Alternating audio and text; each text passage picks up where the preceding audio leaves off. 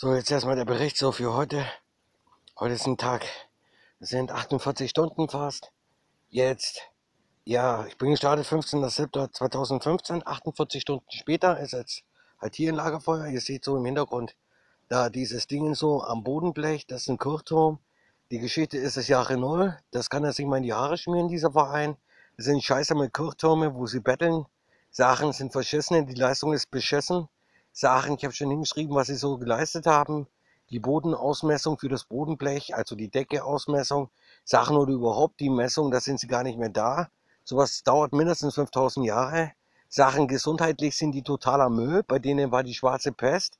Sachen die Lepra, Sachen das, was die hier abziehen für komische Geschichten, das ist eine Unverschämtheit.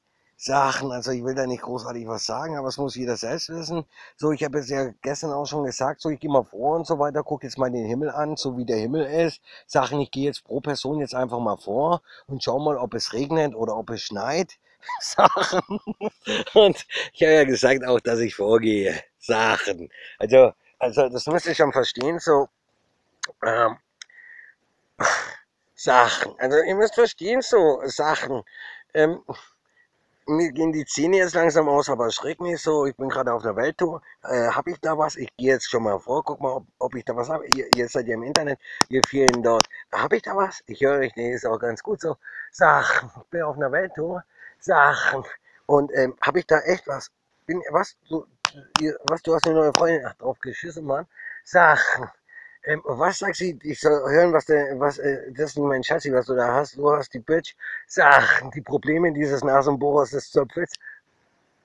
Sachen, pass auf, der Zipfel oder so weiter, was der da hat, ist ein kleiner Embryo-Zipfel. Sachen in der Marketingabteilung irgendwo zwischen irgendwie. Also ich gehe jetzt vor, ist ja ganz Wurst oder Wurst. Sachen, okay, das ist hier das Lagerfeuer. Sachen, ja, wir sind jetzt gerade 48 Stunden irgendwie.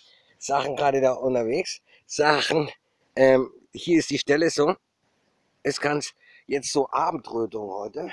Sachen. So sieht man ganz leicht die Sonne so. Ist ein bisschen abendrot. So.